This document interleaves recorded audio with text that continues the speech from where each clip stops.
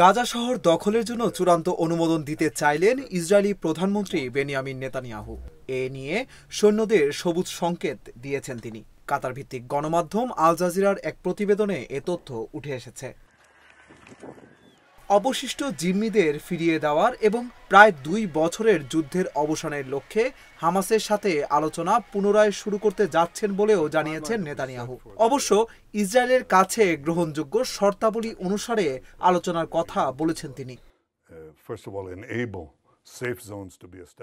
বৃহস্পতিবার গাজার কাছে সৈন্যদের সাথে কথা বলার সময় নেতানিয়াহু বলেন, তিনি গাজা শহর দখল, প্রায় 10 লাখ মানুষকে জোরপূর্বক বাস্তুচ্যুত করা এবং ফিলিস্তিনিদের ঘরবাড়ি পদ্ধতিগতভাবে ধ্বংস পরিকল্পনা অনুমোদনের জন্য বদ্ধপরিকর। নেতানিয়াহু বলেন, আমরা সিদ্ধান্ত গ্রহণের পর্যায়ে আছি। একই সঙ্গে আমি আমাদের সকল জিম্মিদের মুক্তি এবং ইসরায়েলের কাছে গ্রহণযোগ্য শর্তে যুদ্ধের অবসানের জন্য অবিলম্বে আলোচনা শুরু করার নির্দেশ জারি করছি।